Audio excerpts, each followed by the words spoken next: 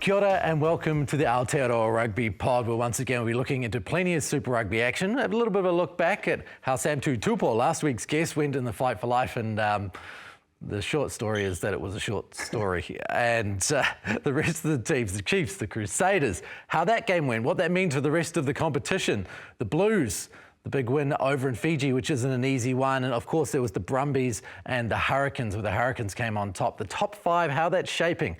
We'll have a good look at what it is and why, and also a bunch of questions from you at home about the All Blacks 9s and 10s, about Northern Hemisphere players and how their bigger, more physical approach, as mentioned last week by Sam Tutupo, could affect the All Blacks and the way that they play. So, no further ado, James Parsons in studio. Very well, very well. And over in Japan, Bryn Hall, who's off, well, a week of postseason celebrations and looking in pretty good, stead, really. Oh, he's had a week to recover. There wasn't a lot of recovering, lads, but no, it's good to be back. I think enjoyed watching you guys last week, and obviously Sam Tutupo with the great knockout in what was the first 12 seconds. So, good to be back, lads, and I'm looking forward to really diving in and talking about what happened on the weekend. Yeah, it was good. In fact, I was on my way to the stadium and I missed it. Oh, actually? Well, yeah, because it was over before I actually got to my seats. My God. I must admit, I was seriously impressed with how, he was just straightforward, but I'm going to knock him out round one. I can't let it go to round 2 or 3. Yeah. And I was like, oh, yeah, that's good. He's backing himself. But then when you saw it, it was like, holy dooly, he did not miss. Those of you who missed it, this is what it looked like. Sam Tutupo straight away decides he'll just, whoa, no, straight up, early in the ring, oh my goodness, whoa, oh my goodness. I was going to say, he needs to lift his hands from the start. His hands were very, very low. Sam Tutupo, he saw that, bridge that gap really fast, a number of shots at him, direct with the right hand, followed up the left hook. So to say that that was a comprehensive win would probably be an understatement. I actually ran into Sam afterwards in the hallway and he felt really bad. He felt really bad. At the same time, it was kind of it's either you or me situation. Tell you what, he might have we see a lot of players crossing over into boxing. Man, he might have a future in it. Yeah, he can throw. Definitely in fight for life. I'm sure they'll want to get him back. Yeah. Don't know how many people would be stepping up to fight him now. Yeah, especially when he's fighting up a weight division as well. Oh my gosh. Roy's not a small bloke. He looked good in the ring too. So, speaking of knockouts, the Chiefs, they beat the Crusaders. Not exactly a knockout blow, but they looked pretty good in the second half and finished it off. I think it was impressive the way, it probably wasn't going their way, especially in that first half, a lot of time on D.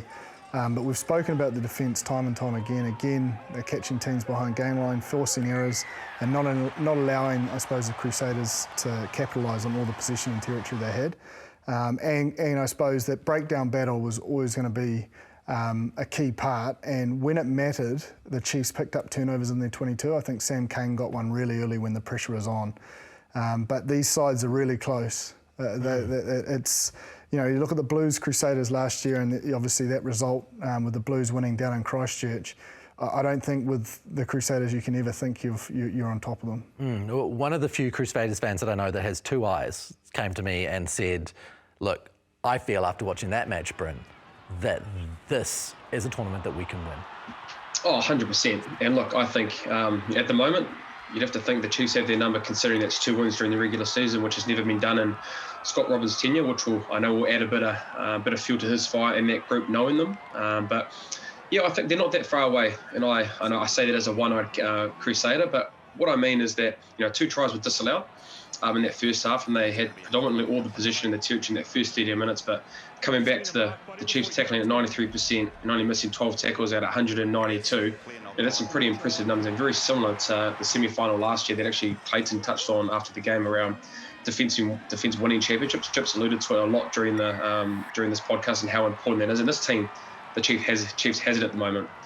2 things that I think the Crusaders are missing out on at the moment. They're really missing Ethan Blackadder, and getting him back I think is going to be really crucial in bringing a bit of a hard steel to to that pack. And that's not to say, Dom Gardner isn't going well, but I think the level of what Ethan Blatter can do for that group in and around the breakdown area, the efficiency of the breakdown cleaning, and his ball carries as well will be very pivotal. But I think they're also missing Will Jordan. And I think Fergus Burke has been great in the back three. And, he's obviously come in for Richie as a 10, but he's done a great job with 15. But I think you look at the way that Richie, when he attacks the line, you talk around the pod system and then getting out to then be able to play out off him. Will Jordan does some great work in around roving around that area to really hold the defences of that fourth and fifth defender because he's floating in and around Richie. I don't think you saw on the weekend Richie able to go at the line off those pod runners at all. And that obviously comes back to, I think, teams identifying that fourth, fifth, sixth defender. You've got to be really good defensively knowing that Richie's going to be there. But the animation of what Will can do in that space, whether that be a little chip in behind, inside, outside, then roving off Davey with a second pivot, I think they're missing that at the moment. But at the moment, the Chiefs have got their number, but I know there'll be a lot of guys that are going to be coming back, the two players that I talked about, and you'd like to think that hopefully if they do finish second, they get another shot at the Chiefs. But at the moment, the Chiefs are at a very good in a very good space, and I think winning the way that they did, 93% tackle rate, was one of the reasons why they got the job done on the weekend. I think also, like going back to Brad Weber a couple of weeks ago, the game management from Damian himself was pretty spot on. Like, they didn't play too much footy in their half. Sometimes when you don't have a lot of ball, you try to play it when you get it, and it's leads to turnovers and so forth. But they just kept putting it up there, and then when they came out in that second half, and we've said this over the years that Bryn was all in the Crusaders, that when they get into the 22, they come away with points, but when they get the opportunity, they come away with points. And both times when they were given that, they took it. And I think that's a big step in the direction of, if they are in finals footy, they've got the composure, even when behind late. It was no given they were going to win that. But they just didn't look ever flustered. That there is quite a lot of baggage for a number of teams when the Crusaders get in front late. Normally they'll go into their way and they'll be clinical enough to finish that game out. So really impressive effort from the Chiefs. I'm interested in that take on Damian McKenzie, because I thought in the first half there were a couple of passes that went astray, there were a couple of kicks charged down. It felt to me like the Crusaders were on him, and it was affecting the Chiefs certainly through the first half. Yeah, I think that's all to do with the breakdown. Like, both packs came out firing, and I suppose he's used to that fast ball in the previous weeks. This was test match levels. You look at the low turnover count, low penalty count, like the accuracy from both forward packs around the breakdown was so impressive. And that just doesn't allow guys in that first 5 jersey or 15 jersey that become your pivots time. And with time creates pressure, and Damio's he's a gambler, like he'll want to give a pass away or believe he can get a pass away. But that's the pressure of the defence. If you can slow that breakdown down, you're going to get that line speed. But when Sean Stevenson gets that try, that's quick ball. They're not connected defensively, and then bang. I mean, I also thought his kicking game. That's a real big. It's a real big thing in how the Chiefs are working at the moment. You look at the difference in the Crusaders. They went to the contestable game. A lot of Mitchell Drummond early on, getting some good pay out of that with the contestables and Lester getting them back, and then Richie Mo'unga also. But you can see pretty clearly that the Chiefs would rather kick very long. You saw a kick I think it was in the second half, straight from the 22, down the middle of the field, rolls into the 22. Fergus Burke kicks it out, and it's a 40-metre line out to the Chiefs, and that game management gain. And I think when you're tackling at 93% as well, Ross, the ability to be able to build pressure, because you can back your defence that even if you do kick the ball long, run it back at your own peril, because either a team's going to make a mistake, or we're going to get a defensive breakdown penalty, which they didn't get on the weekend, but that's what that kind of leads to. And so the Chiefs got their DNA, and if they continue tackling like that, and with Damian and Sean Stevenson's kicking game, and even Narawa as well, his attacking kicks as well, they're a pretty formidable beast at the moment. I've had a bit of feedback from Christopher Minto on YouTube. Now, this is another viewer contribution. You can get an email to us on Aotearoa Rugby Pod at sky.co.nz, or give us a comment on YouTube, or you can send us through a video on the submissions feed. We've got one of them for later on today. But this from Christopher Minto. An observation: I don't think the Crusaders are getting the same connection on attack and defence with their current crop of halfbacks. They are creating options of their own, they aren't drawing in defenders, and don't worry, the ball runners coming their way. Bryn, what do you think of that as a statement? Don't probably agree with that. I think on the weekend, Drummy and even Willie Hines, when he's been coming on off the bench, their ability inside the 22 zone to be able to fix the first defender, to be able to then get their forwards going forward, or a rover with the wingers. I think they've actually been doing a pretty good job running around that. I think it's just more so probably outside that, because if you look at the Crusaders game and where it's based around the 10, the pivots off Richie and working in and off Richie. It's not really a nines game. When you come into that 22 metre zone, that's where you might light up a little bit to be able to have a little sniff and around the heart defence. So I think that's tough to judge that. I think it's more so outside that. If they can get, like I said, when Will Jordan was there, and have the ability to get Richie running with animation in and around that, alongside with the really good breakdown efficiency like we saw in the first 30 minutes, I think that's where we're going to see the DNA in the Crusaders game moving forward. Damian McKenzie, obviously we had a signature announced on the breakdown live on Sunday night.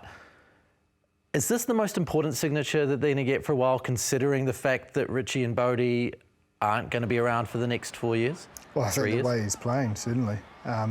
Would everyone have said that at the start of the season? No, probably everyone was looking at him as a 15 that can play 10. But to me now, he's a 10 that can play 15 and probably wing.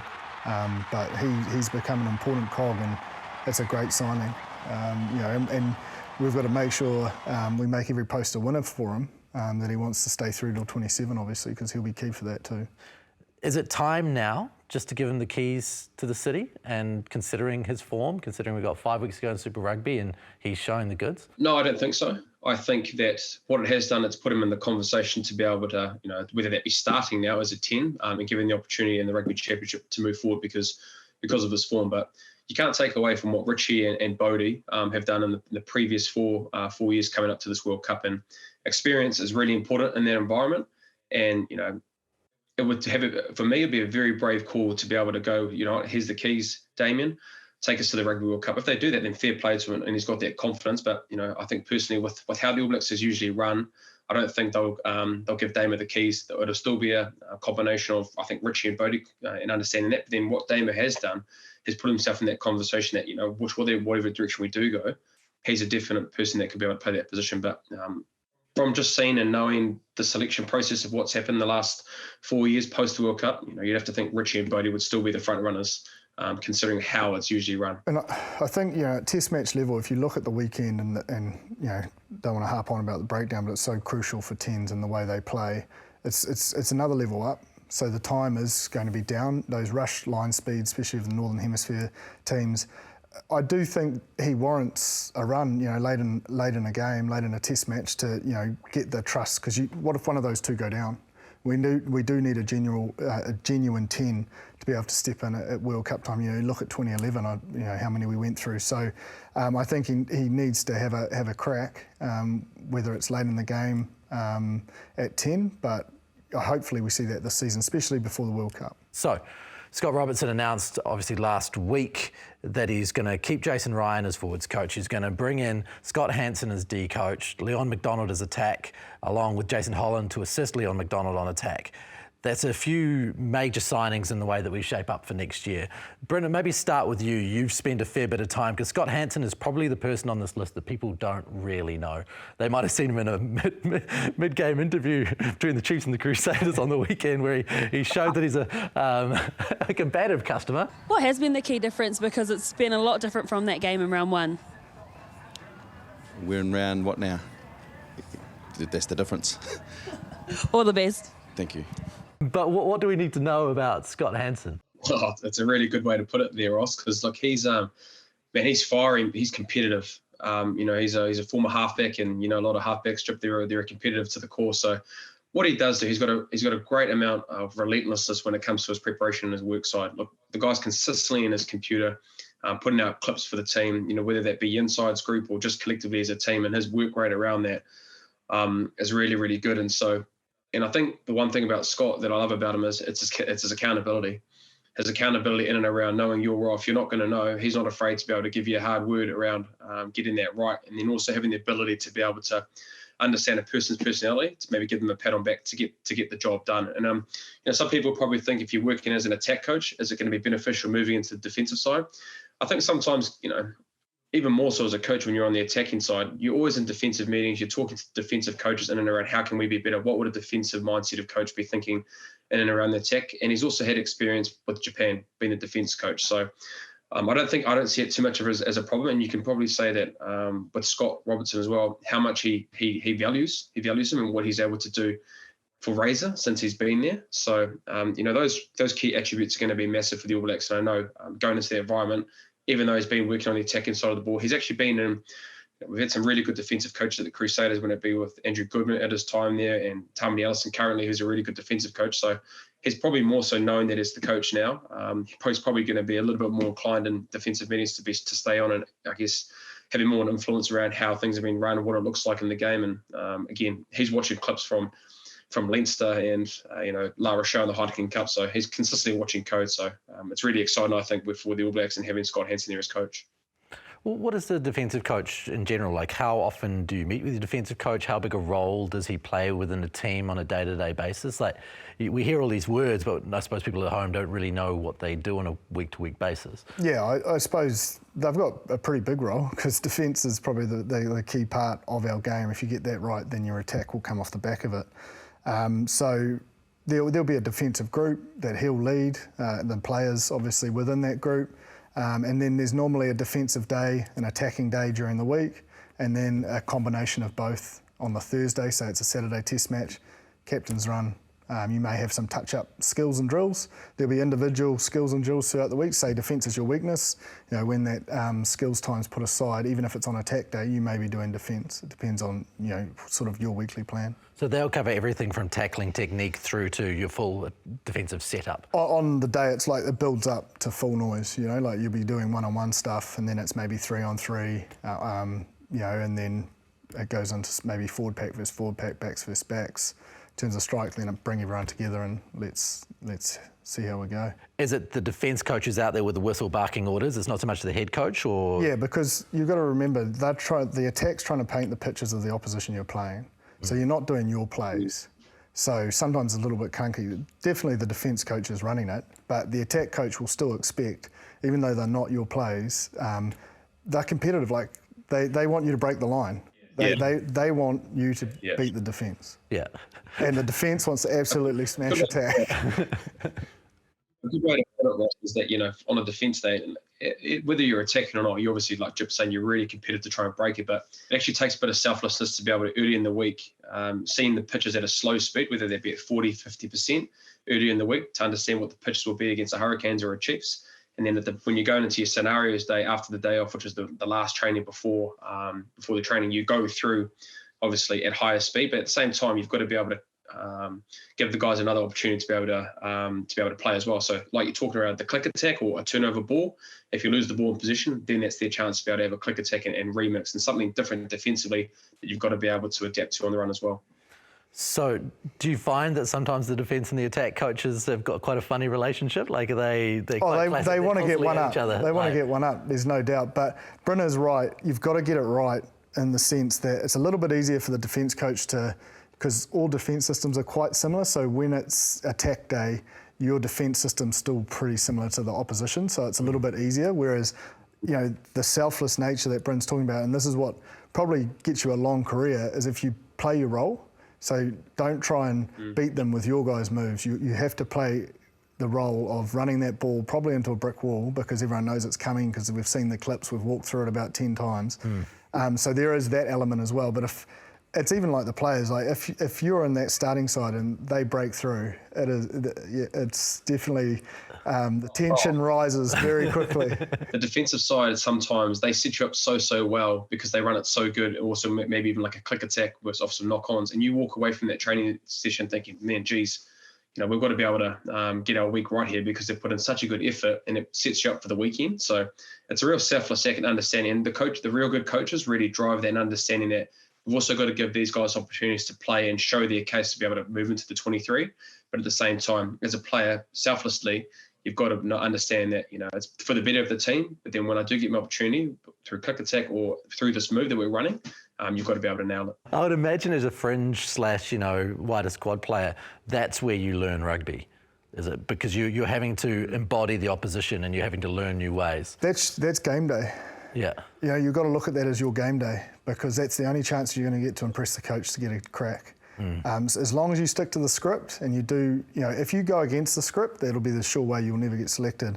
But if you stick to the script and you show the, I suppose the application and probably physical presence, people will take notice. Even the opposition players, maybe the senior players, be like, man, get this kid a go, he's into everything, sort of thing. So it is really important for those squad members to deliver, because if they're hungry enough to want that jersey, it means you have to turn up in that starting line. You can't have a day off, because they'll go straight through you if you don't have that same level of intensity. The one thing in saying that, I suppose when the All Blacks get together, I think there would be limited contact, because there's been such a lot of the season done. It might be more body on body, if I'm honest. There'll be top up, maybe group contact for 10, 15 minutes. That's sort of one-on-one tackling and things like that. But when they get into that team stuff, it'll be a strong hold, but it won't be about killing each other, because you just won't have time to recover. You've got a lot of runs on the board.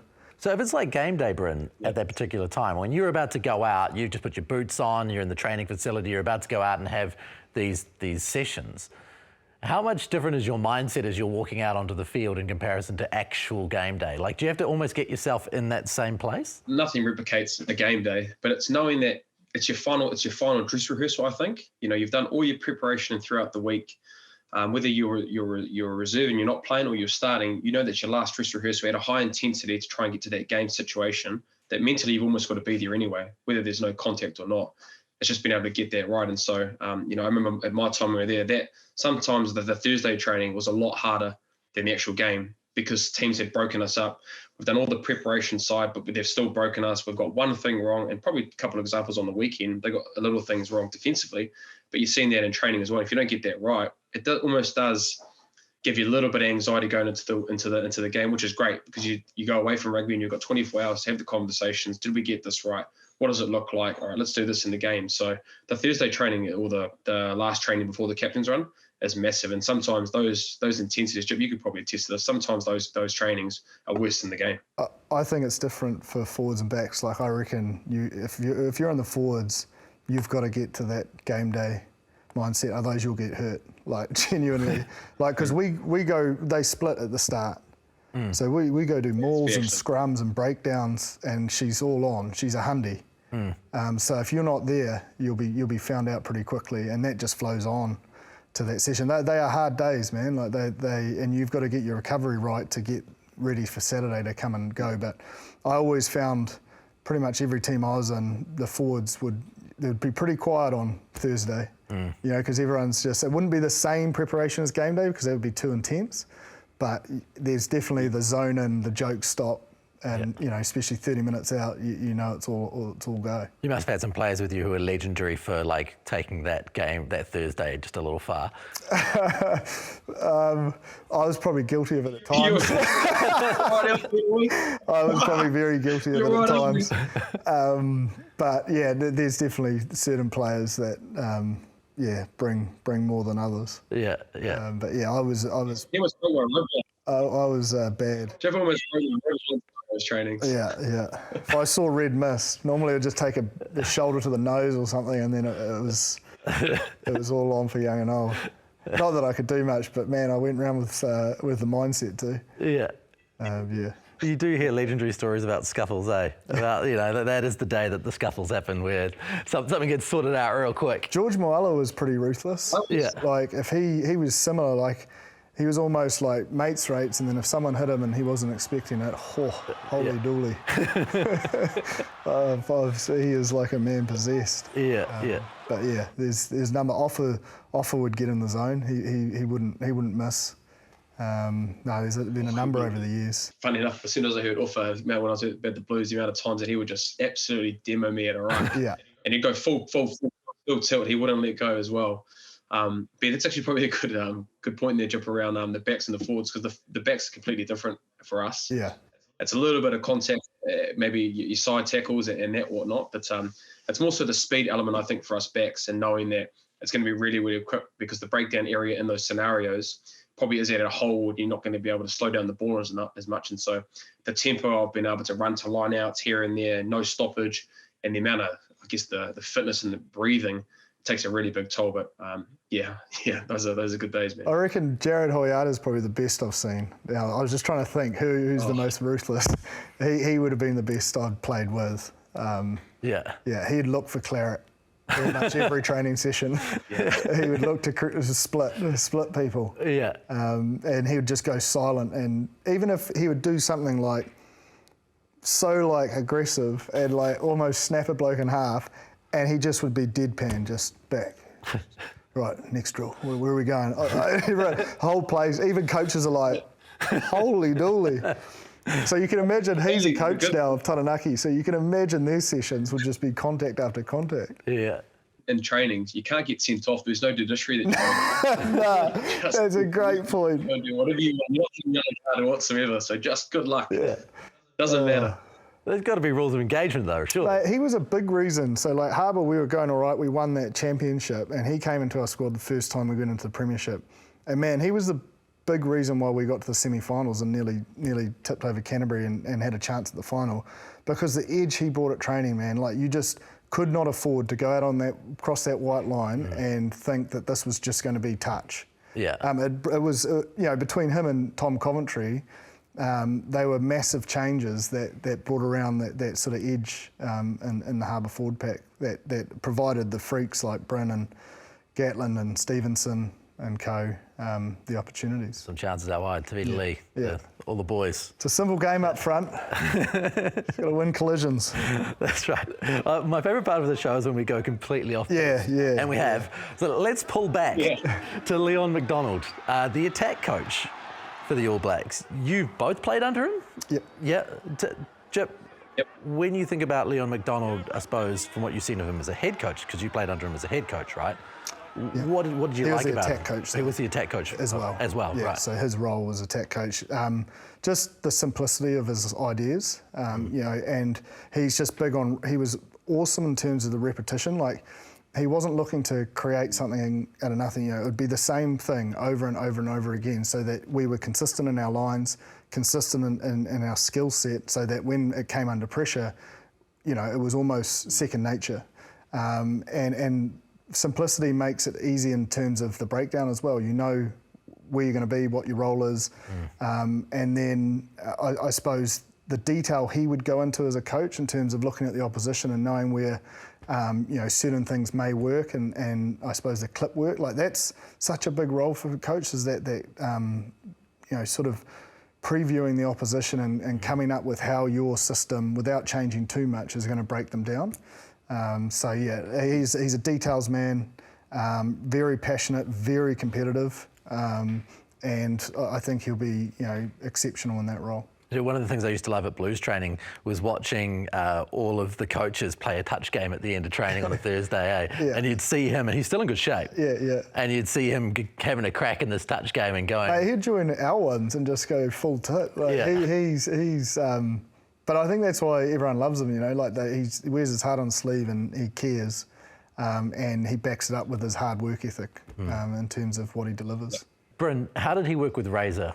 Oh, I think it was, from what I saw, they got along really, really well. And I think, they've obviously got that understanding, playing together in the All Blacks, and especially the Crusaders, and winning so much down there. There's also, that's just the fact that they obviously get along. But, those are the two things that I put around for Leon, was around his preparation. And, a lot of people would think, what's changed the Blues? You have to think, right, before he came in, there was obviously a lot of coaches that had come through, they weren't getting it right. But the things that Jip's talking around, the preparation and the attention to detail, making it very easy. But sometimes it's really boring running that line through the week. You might run that hard line on the edge 15 times during the week, and that's what you need to do consistently to be able to get the ball where it needs to go. And under pressure, when you've done that for 5, 6 games, 7 games, running the same lines, getting the right preparation every single week, you as an individual within that position, it's really easy to be able to execute your role. And that's why you're seeing now the Blues are so consistent, almost winning a title last year, and why they're now in the conversations of winning championships due to those kind of things that Rangi's brought in. But I think one thing that he did really, really well with my time, I only got to spend 1 year with him, but I think just knowing that he was an All Black, he was a Centurion at the time with the Crusaders. So when he spoke to you, you really cared and you understood who's coming from a good place, and his understanding around communicating to players in big moments and big games, especially in finals and around those tight games. He could bring the best out of you as a player. And he's, there's just a few things he'd say to me on game day or something. I was like, oh yeah, that really resonates with me. I'm like, yeah, that's what I needed to hear. And Rangi had a really good ability to be able to do that. So that's really powerful as a coach. If you've got the preparation side, like we've talked about, he's competitive, and you know he's competitive because you can see it off in the field when he's playing a game of touch, or even more so when he loses. You don't want to be anywhere around Rangi when he loses, because he's that competitive and doesn't want to talk to you for like probably 24, 48 hours.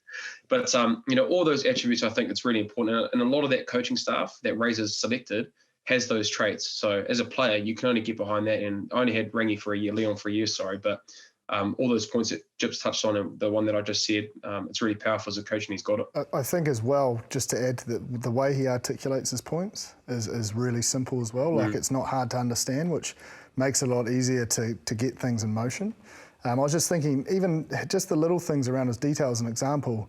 When he first came to the Blues, I won't give the meterage because it's probably his IP, but he drew lines down the field to show the perfect width for forwards to stand off the breakdown, which I just thought, he's proactive in his approach. He's like, I need to see it, you guys in this position. I'm not seeing it. I'm actually sick of yelling at you all. Yeah. This. I'm going to make it really clear where you need to be, and it's amazing, and that gives you so much confidence because then it works. Yeah. And then you're like, oh, I get it, and it just flows on from there. But he doesn't just say to himself, oh, I'm just going to keep yelling at them. He was like, there must be a way, and then came up with that, and that was like the key to all of us, realising and changing our habits to fit within, the new system. The good thing about Leon as well is that he's actually done it at different levels, bringing teams up from the depth. You think in Tasman, when he got there, obviously they had a bit of success in and around with Kieran Kane there, but the consistency of where you see the Marco now, and obviously they won with Andrew Goodman, but the things that he's instilled within that program to then be able to be, I guess, very similar to where the Blues are now, contesting for championships, getting All Blacks, getting Super Rugby contracts when they're at Tasman. He's got a really good ability of getting the young players to then come up and being able to be professional rugby players, and then All Blacks as well. So it's another string to his bow that he's got the ability to be able to do. But he's going to be working assisted by Jason Holland, the current Hurricanes head coach. How will that work between the two of them? Well, the only way I can explain it probably now at the Blues, I suppose, Leon's that sort of phase play attack structure, and Dan Halangahu runs all the back strikes off scrums, line-outs, and does the skill stuff. Leon helps out with the skill stuff. He does a lot of stuff with the forwards. But yeah, I'd say it's similar to that, I'm guessing. So I'd say Jason Holland's probably doing that back strikes role, as well as probably leading the skills. When you say strikes, are you talking about strikes off set piece, or like also phase one? Phase one. Phase one. Strikes, ball in, line out. Yeah. Strike move where you want to get to. Yeah. But like when we looked at Ireland last year and we saw strikes off multiple phases at different times. No, so that's phase play. That's phase play. Phase play. So that's you'll have a system within that, whereas backs will have all those fancy moves. Yeah. So an example, Ross, would be like, for your line out strike that they'd have, let's just say it's a 57, like let's just say a 5-man, right? Your strike from there might be 3 or 4 phases. It consists of 3 or 4 phases. And then once that fourth phase is done, it's finished, and then you fall into your phase play shape, which is obviously what Leon MacDonald's doing. You see the pod system. You fall into a structure that ends up being your blueprint in your attack structures. How hard is that to do as a player? Does it become just kind of muscle memory? Because it's a different mindset going for two different. No, because it's similar philosophies, and same language. And if it breaks down, you know what you go to. Yeah. You're very clear. Like it sounds complicated, but it's not. I always found it hard for the forwards because they've got to concentrate in the preparation that they need to do with their lineup, especially, right? They've got to understand a new calling system that they might bring in that week. Then they've got to be able to have the new calling system in your strike menu that might alter and change. So the amount of work that the forwards actually have to do, they probably don't actually get a pat on the back. Well, that is why every week I say it's one up front. Every week. That's mate. I'm glad I've finally got you on board. Yeah, we're going to change the key along the bottom to James. I want it up front, Parsons. Yeah. But I don't know if there's room. Oh, well, we might have to I don't think we need a key, graphic. to be honest. I think everyone knows it's coming out of my mouth every week. 100%. But the reason why it's so, I've got a massive appreciation for Ireland, because I've only just heard through the grapevines a little bit, is that, traditionally with a lot of teams, and even in Super Rugby teams have been part of, even like with the Māoris and that, it's usually a 4-phase structure, and you like your strikes that you're kind of remembering. Ireland, I believe that they were having kind of 6-7 phases that they had to continue to keep to remember. So the amount of preparation that those boys were having to do and think about that. I remember at the time with the Crusaders, we actually tried to implement a few more phases in and around trying to remember it. 6-7 phases, continually remembering different parts of where you were going on the field, and found it actually was really, really hard to be able to get the detail at those long phase 6-7 phase counts. So I'm sorry, 6-7 strike phases. But yeah, I guess Ireland, if they're still running that system, it just adds to how good they are as an international structure. But I think it shows you how important Johnny Sexton is, because I bet you he's like the Rain Man. He knows it all, and he's actually coaching on the run. That's the power of him. So when he's not there, do they need to look at going back to 3 phase sort of strikes? I'm not too sure, because we looked at similar things, and it's just like it gets clunky. And also you potentially, for us down here, is that, you don't want to take away the ability to look up, see a hole and be robotic. If there's a hole, take it. Like, you can break the play and have a line break, please. You don't want to get in that, I suppose, that mindset of, just going through the plays. I would imagine, because one thing can go wrong and that stuffs up everything else, right? So it must be quite difficult to continue within that system when this person who's integral is no longer there. But even like sometimes, say a strike it needs to be in the midfield, and for some reason it ends up on the 15. You know that it's gone, so it's right. We're in phase play shape. We're playing now. Okay. Do you know what I mean? If they don't hit the target of where they should in terms of the back strike because they saw something else, you know, like. That's what 10s do. They like phase play, or they'll communicate it's over, and forwards will, the shape you're going to. So you stick in the same shape, it's just in a different part of the field. And I think, as my example, when we played there, we got to the 6th, 7th phase, and me as a halfback, I'm thinking, man, okay, that's the 3rd phase that's happened. I've got 3 more to think about, knowing when the ball's going to go. But then you take your ability to be able to think about and play what's in front of you, and you miss opportunities because you're thinking about the actual shape and the structures within that time. So, I just find, but again, that's just an example. I think we've got the balance really right here and around the 3 or 4 phases. Most Super Rugby teams are thinking in and around that, being real brutal. It makes it real easy to be able to understand your role. And then you don't want to take away the flair that New Zealand rugby has. And I guess those kind of numbers helps you to then be able to be instinctive. There's a lot to take in. She's not just Tuesday, Thursday nights. There's a bit that goes into it. And then a couple of Lion Reds at the bar afterwards. It's not quite the same. No. Yeah, absolutely. Now, one of the things that Razor talked about, we'll continue with this coaching thing, is the way that he has selections and the way he uses his assistant coaches to help him with his selections. Like, when I think of a traditional model, at least for the All Blacks, it's the coach, the assistant coach, and a neutral, a guy who's kind of like Grant Fox was, in and around the squad, but not a coach as such, but with knowledge and mana and all of those things that you need. He was saying in an article this week that he often relies on his assistant coaches to sell him ideas, sell him on players and how they'll fit within the structures, and then he takes that on board as they create the selection, and it's quite more of a group dynamic as far as thinking. Is that what you had noticed at the Crusaders, Bryn? Yeah, I think there was a similar structures. I believe that, again, I'm not too sure, but you hear a little bit in thinking around what did happen. I presume that Razor would obviously have his idea of who his team would be, but then I think the greatest thing about asking the assistant coaches and all of them is that they'll have their own areas of players that they work in a week-to-week basis. So, Jason Wright, for example, would look after the tight 5. Razor would look after the loose forwards. Scott Hansen would look after the inside backs, and then Tamati Allison or Andrew Goodwin would look after the outside. So on an everyday basis, Razor would have his idea. He'd look at clips and overall would be thinking about the team structures. But then there might be a time where, Tamati Allison might be going, I want to pick this player because he's shown this consistently for the last 4 weeks, or this week we might be able to use him from what I've seen in the trainings and the training matches, So collectively, it's great to be able to have those guys that are in-house, knowing the players every single day, having the conversations. Are they learning? Are they being able to adapt? Are they communicating with me? And so I think having those assistant coaches to have those conversations is really, really important. But then I think, Razor would obviously come over the top and thinking around, thank you for all those opinions. We might change this, we might change that. But at the same time, if it came to 50-50, you'd always have to go with the head coach, and he'd pick the selection based on that.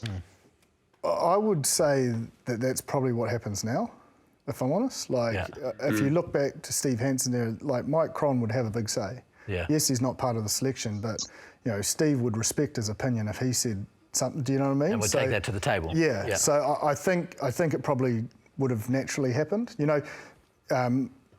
Even Stevie and Wayne Smith, you're going to listen to him. Yeah. Do you know what I mean? Like these guys are in these roles for a reason, and I think it's a no-brainer. Like collaboration's key, because then it's not all on one person's shoulders as well. Like you have to have that, that thought within, and obviously he's got the final say, which is fine. That's his role, and that clarity of those roles and the clarity of the comms is key.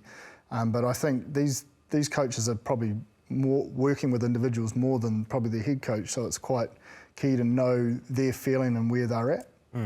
That's probably the cool thing about this list of coaches. Jason Ryan, Scott Hansen, Leon MacDonald, Jason Holland. When you look at the squad makeup, these guys have got day-to-day experience with almost every player in that squad. Yeah, and also experience as head coaches, so they appreciate how hard that role is, and the expectation on it. And I think that's critical, is, they'll know what are the harder parts, so, relieving that pressure and taking load. And then, even if they're not coaching these players, they've reviewed them. Yeah. They've had a good deep look at all of them players that they'll be selecting from. He said a lot in his media interviews around trusting people, and obviously he trusts the coaches that he's been with. And the great thing is that he's worked with all of them at least some stages since his coaching career started. Jason Holland, he's worked with Canterbury, Rangi he's played with and he's coached with at the Crusaders as well. And then you obviously got Scott Hansen, who spent time the last 3 years in that environment. So they've already got that ability to be able to, they've been in meetings together. I know Jason Holland probably hasn't been there, but a lot of that staff has actually worked together and understanding and knowing like what's the best and what success actually looks like. And I guess what the preparation side of what's needed, I guess at that level. Obviously, you can take confidence knowing that Jason Ryan, obviously, right, has gone up to that level to be able to then instill the things that have been at the Crusaders and go to the international level and succeeded in around the line-out. Let's look at the line-out more, for example, haven't been able to have a try scored against them since he's been there. So obviously the things that he's brought in from the Crusaders to their All Black environment, it just shows with all of them there, you'd have to think they're hopefully going to have the same success in 2024. I might go to a few of our viewer questions if we've got the chance, because we have been looking for you to engage and we've been so happy with the way you've engaged with us throughout the season.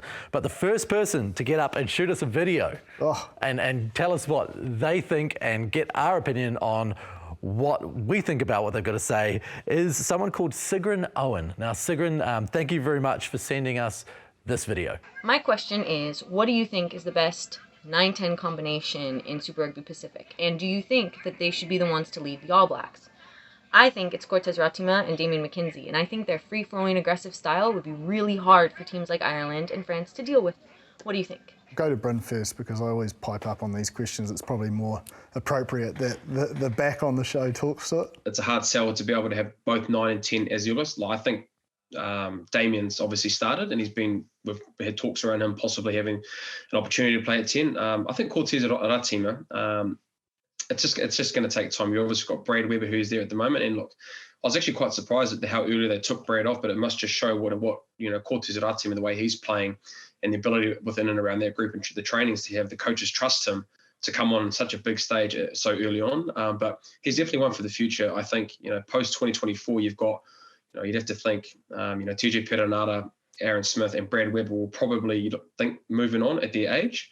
And then, Cortez at our team in 2024, I think he'll be, I think it'll probably be him and Noah Hotham, I think, are two guys that I think coming through. We're going to hear those names coming forward in 2024. But to answer your question, I don't think at this stage, those two. Sigrun, if you want to go back and watch an episode we did with Ben Darwin years ago. Oh, yeah. All about cohesion. He works for a company that consults sporting organisations about consistency of playing together, and he talked a lot about having that idea of having a 9 and 10 who play together all the time, being an international team.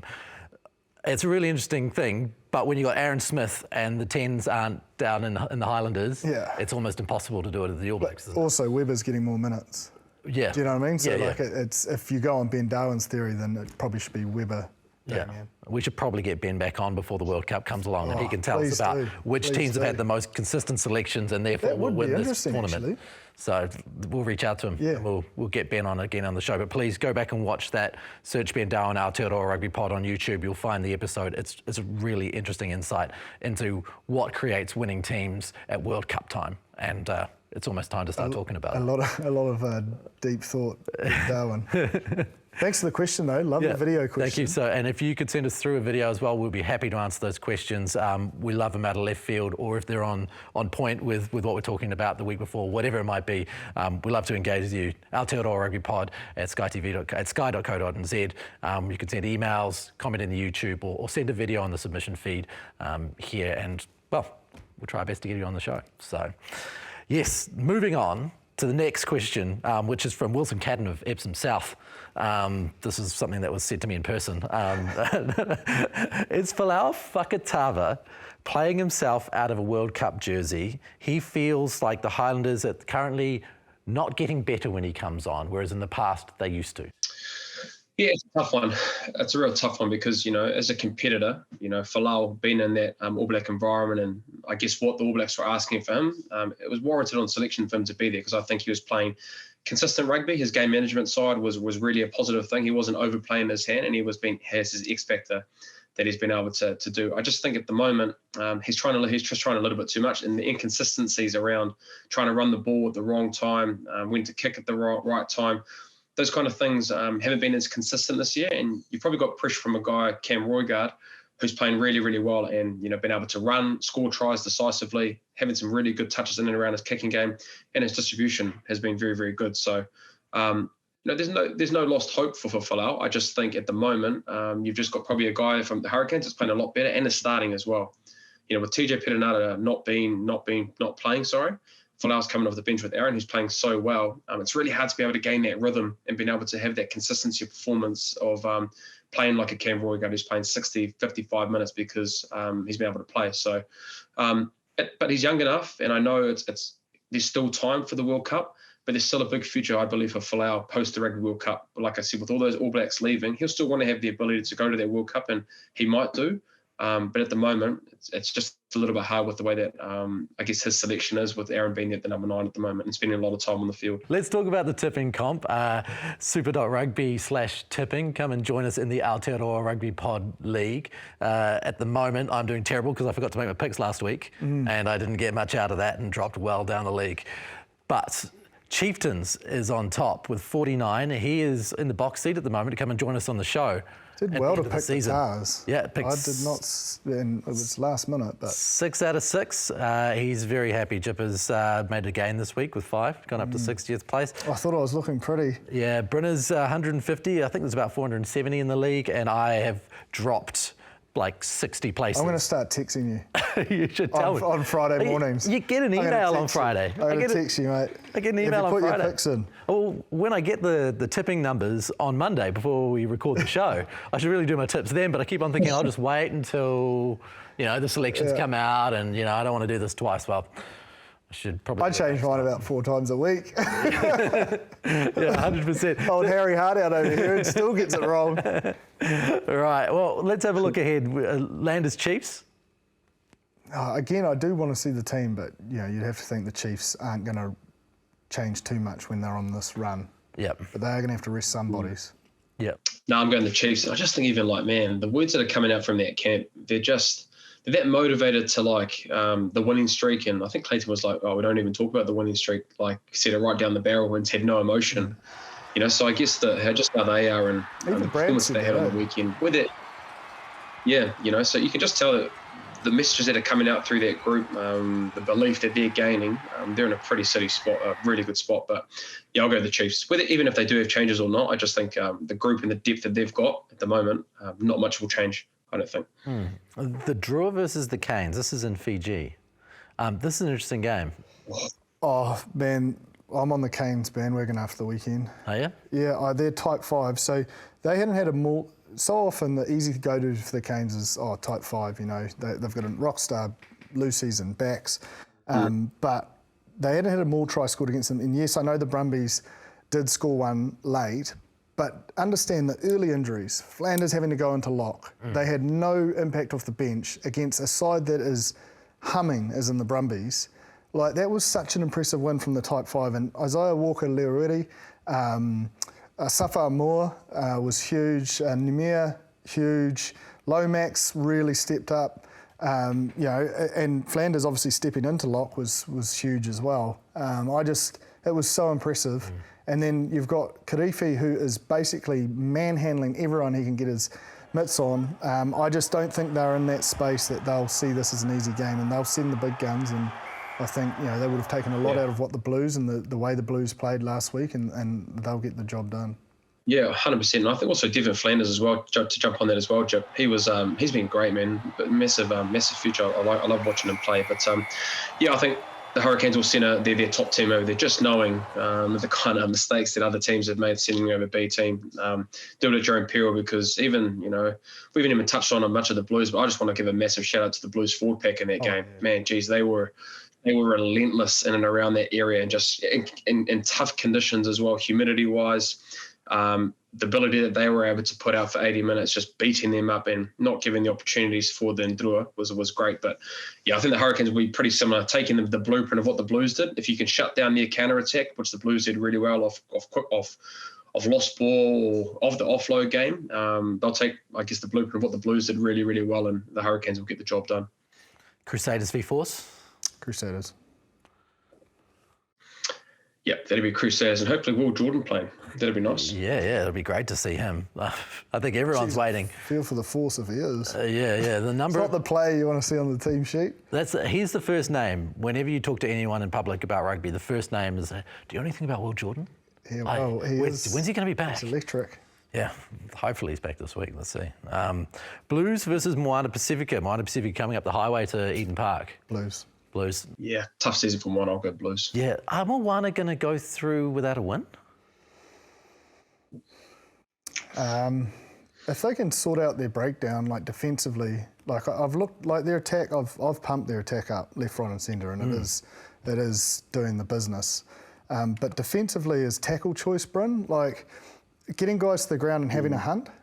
Like I think they've had the least attempts at the breakdown. Yeah. And if you don't slow that ball, because they've tackled at 91% against the Rebels, but if you're not ready, you don't even get the chance to make a tackle.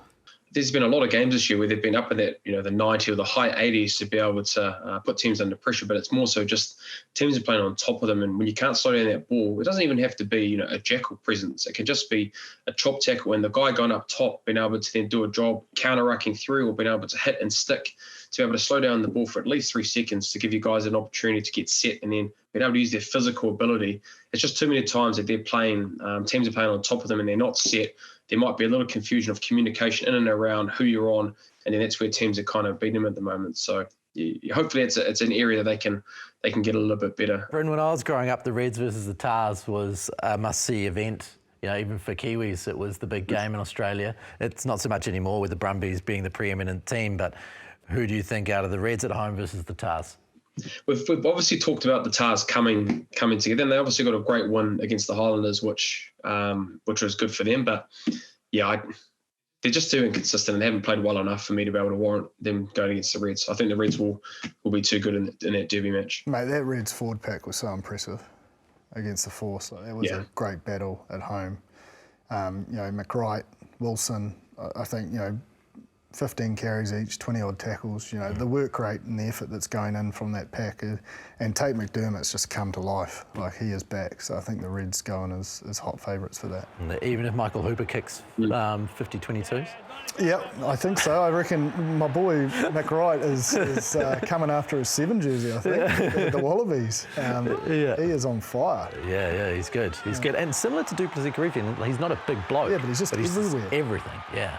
Man, Griffin's playing well. Yeah. He's just a ball of muscle, that guy. That hit on right, like the timing of that hit, like he's like catches it and then it's just bonfire. Buried him. Yeah. He just plays angry, man. Oh, Duplessis just plays angry. He's a great watch. He's a great Every watch. time he's got the ball, he's looking the guy in the eye and just saying, I'm going to try and bury you every single time, even defensively as well. So, yeah, he's had a great year, and we're really enjoying watching him playing that loose ball trio with as well. Totally. Rebels against the Brumbies. Brumbies. Yep. No question about that. They won't drop that one, after the Canes. Yeah. Rebels, man, they're in there. They show glimpses, but they'll be devastated with the finish against Moana. Yeah.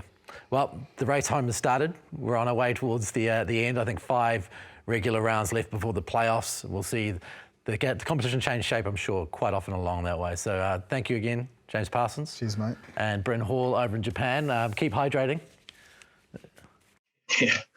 It's got a lot of hydrating, lads. So, yeah, it'll be good to go. Awesome. We'll see you again next week. And thank you very much for tuning in to the Aotearoa Rugby Pod. Make sure you keep in contact with us via the email, aotearoarugbypod@sky.co.nz. Comment in the YouTube section. You can watch us on YouTube, watch us on Sky, see us on RugbyPass, see us all over the place. Thank you for tuning in. We'll catch you again soon. Mā te wā.